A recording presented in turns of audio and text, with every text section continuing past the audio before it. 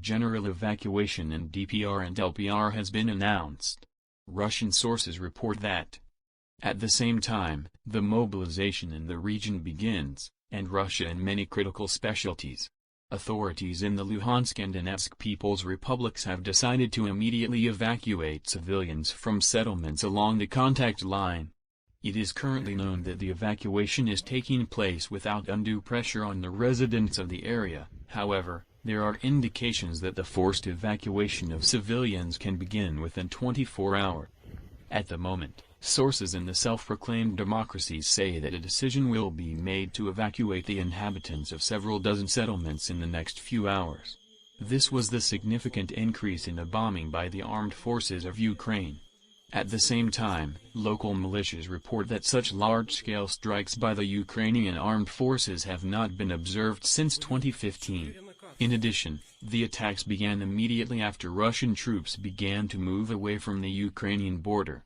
According to information recorded by Russian media, in the last day, 8 times more intense bombings by the Ukrainian artillery occurred in the territory of the D.P.R and LPR than usual. This military activity testifies to the escalation that began in Kiev. Russia has not yet reacted to the ongoing bombing of Donbas.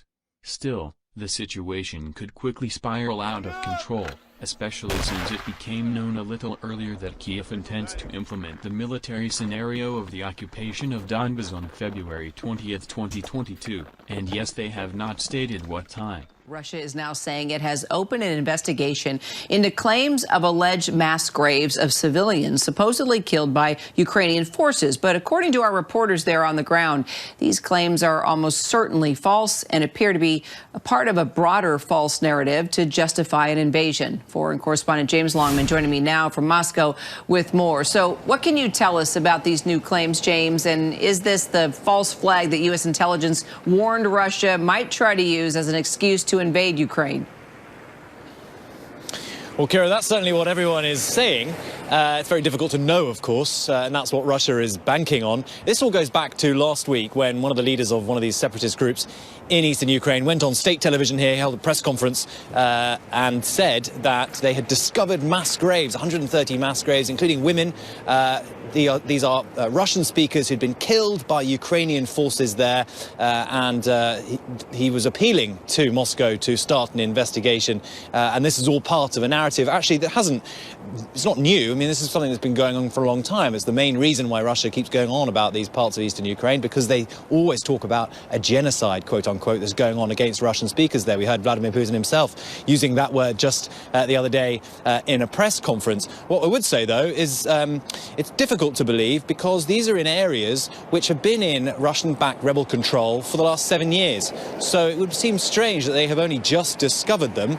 Nevertheless, there is an investigation being opened into possible war crimes. This Russian investigative committee investigates serious crimes in the country. So it's just part of this pattern we've been hearing over the last few days and weeks and months and years that these groups in Ukraine are responsible for genocide. It doesn't mean that Russia is about to invade, but it just kind of lays the groundwork, possibly, as you say, for one of these false flag pieces of news which flashes up before us and warns the Russian people that their people are being killed in Ukraine and that Russia must act. But as ever with this conflict, it's just so hard to know the truth. Kira? That is well said indeed.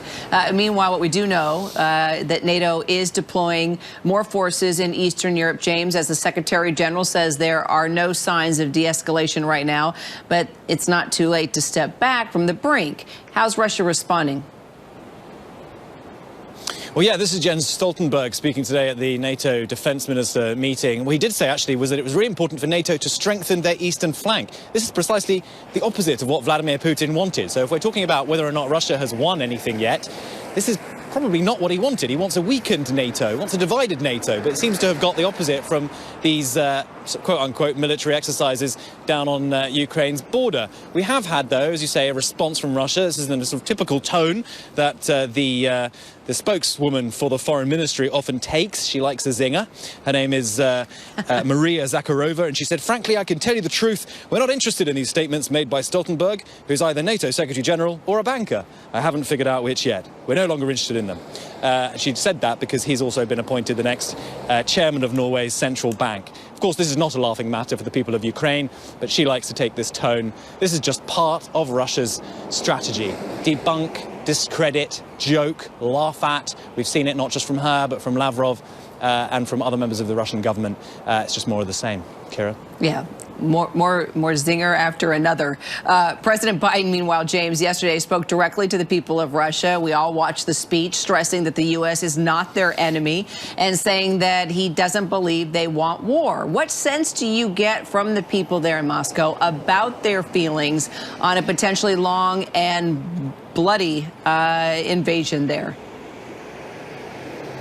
I think, Kira, it depends which Russians you ask. I think, like any country, there are very different views around the government here and the kind of leadership of Vladimir Putin. You have to remember, though, how this is all being packaged for the Russian people, what the messaging is. The message is not that the great Russian superpower is sitting on the border of a small country about to attack and kill everyone, which I think is possibly what the rest of the world has possibly gleaned from what's happening here. In Russia, the message is, we have to defend Russian speakers in Ukraine. They are at risk of genocide. It's Russia surrounded by enemies, Russia surrounded by countries that keep signing up to NATO. They're putting their guns and missiles and weapons right on our border, and we must defend ourselves. In that context, one would imagine that more Russians would be pro some kind of defensive military action by the Russian government.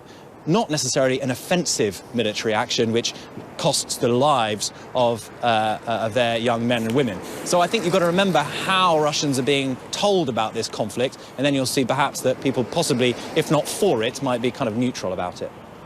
James Longman in Moscow for us once again. James, thanks. Hi, everyone. George Stephanopoulos here. Thanks for checking out the ABC News YouTube channel. If you'd like to get more videos, show highlights, and watch live event coverage, click on the right over here to subscribe to our channel. And don't forget to download the ABC News app for breaking news alerts. Thanks for watching.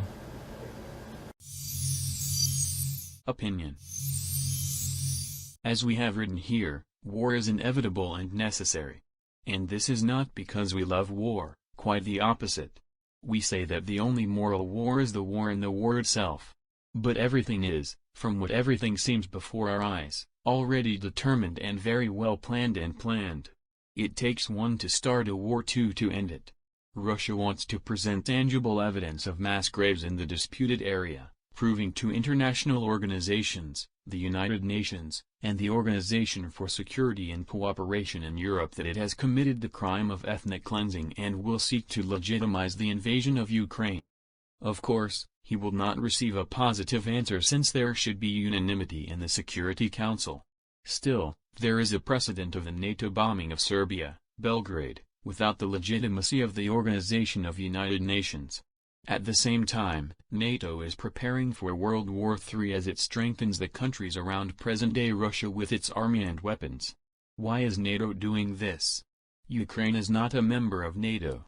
The Secretary-General has repeatedly stated that NATO will not be involved in a possible Russian invasion of Ukraine as Ukraine is not a member of NATO. The pressure from America on Russia is too great to consent to the impending and inevitable West China War. Russia will have to make strategic survival choices in the coming Armageddon. In my opinion, he has done them. Please read more in the link below.